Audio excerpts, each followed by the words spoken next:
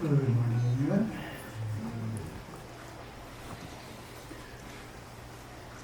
We are in the midst of Merging with Siva lessons, going through them chronologically. In terms of the date that Gurudeva gave the talk, we're in 1965,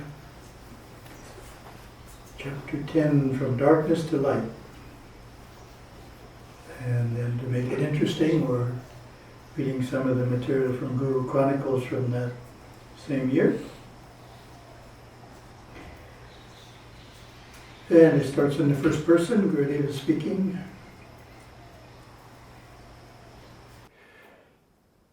In the early 60s, I became conscious that more and more of the people who came to me for counseling wanted to talk over aspects of their experience in higher states of the mind that had been opened through psychedelic experience.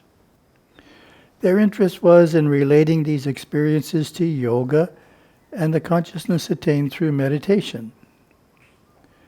These people were highly enthusiastic about their new world, for it seemed like sort of a canned meditation, something they could get very quickly without entering into the sometimes tedious yoga training that may take years to open the individual to the within of himself. People all over the nation now are becoming awakened to the world within. I have interviewed seekers who have had a few psychedelic experiences and have come through them more vibrant, more alive, and more ready to face the challenges of a new world. I have met others who only stand and look at you blankly, who have lost their desire, even their self-respect.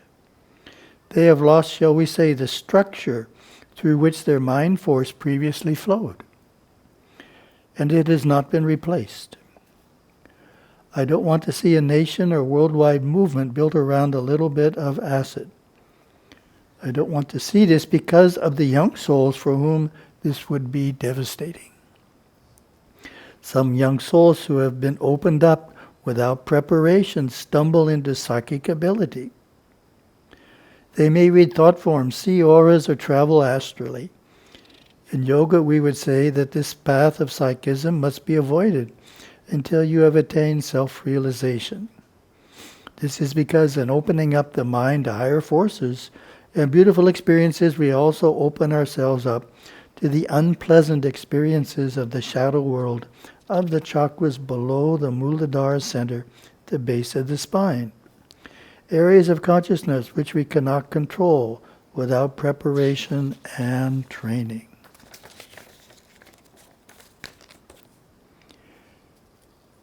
In yoga, the guru knows how to protect his students in the opening up process by closing off the lower realms as the higher ones open.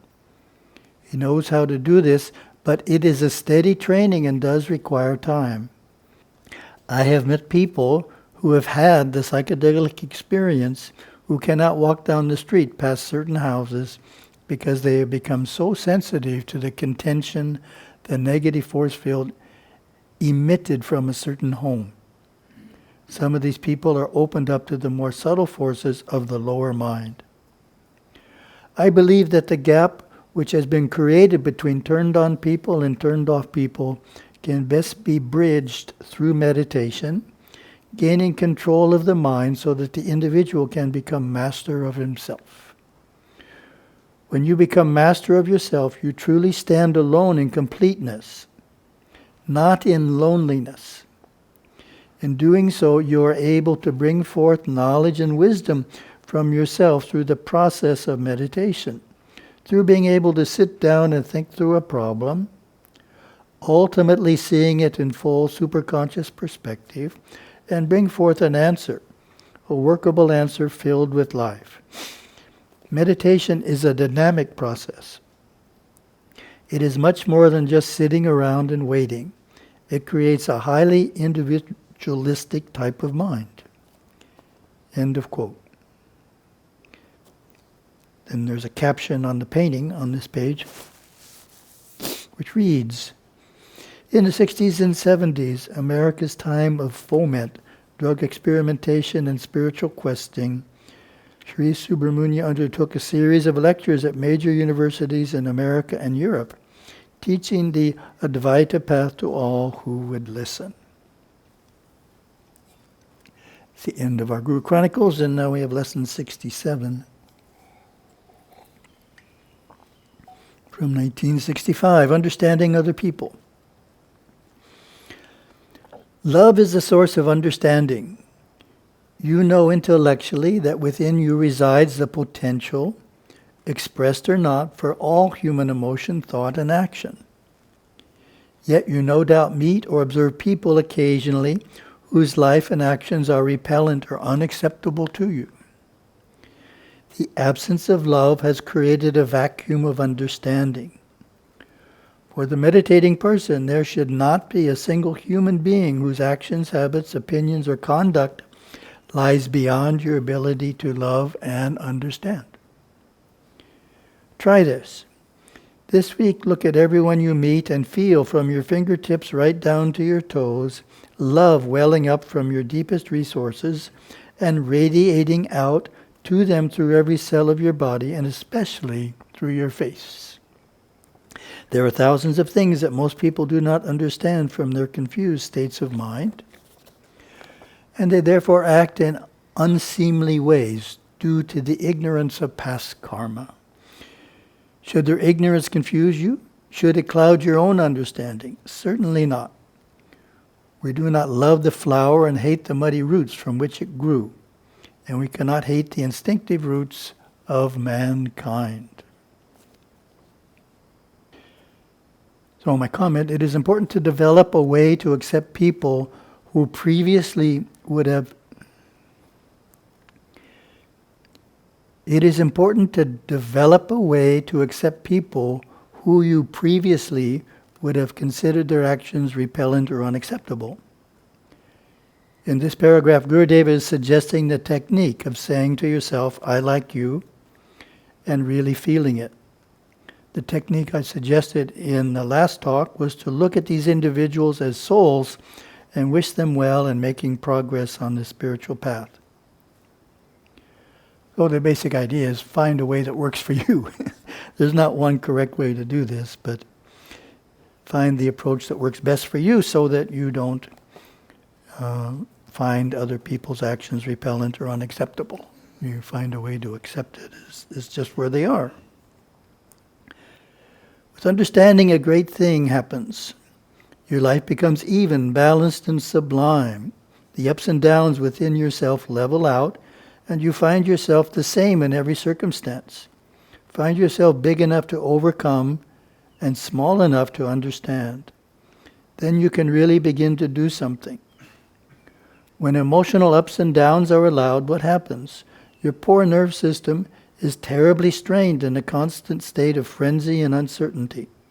All of your energies are then devoted to coping with yourself, and not much is reserved to accomplish creative, productive products.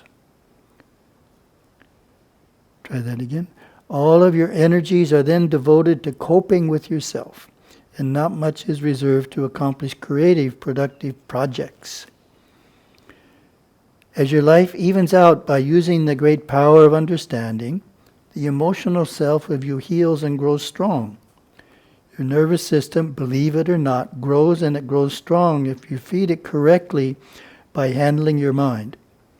Understanding is the best nourishment for the emotional body. So we have a Shum word.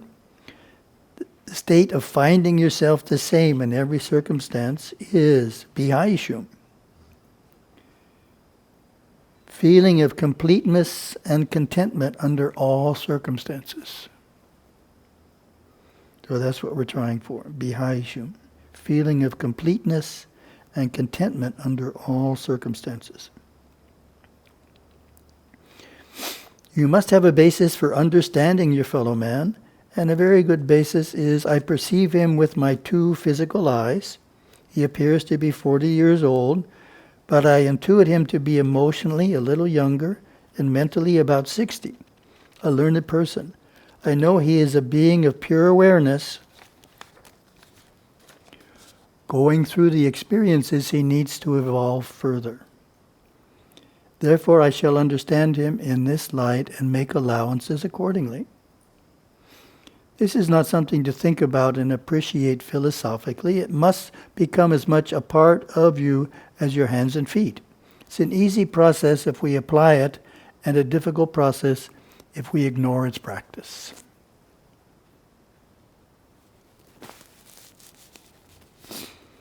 So my comment is, Gurudev is suggesting we look at individuals as comprised of three components. Each can have a different age of maturity, and they can differ quite a bit.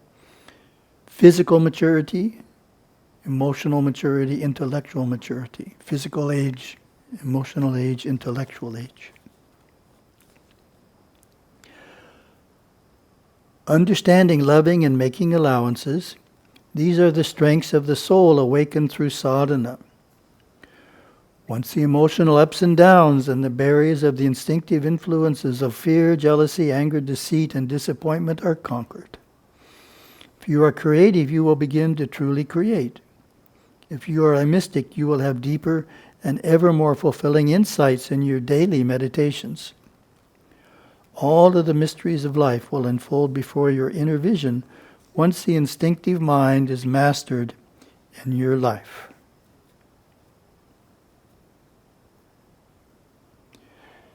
And then we have lesson 68, facing yourself.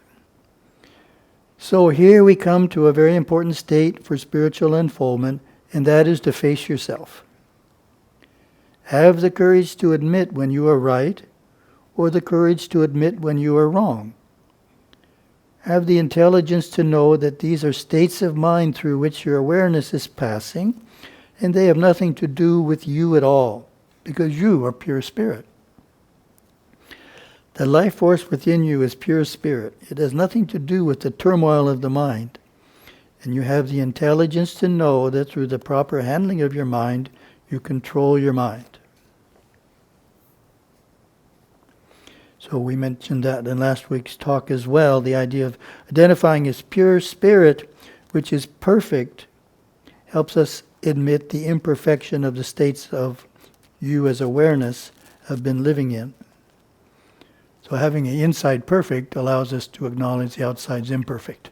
Part of us is still perfect. We don't have to justify our actions on the outside.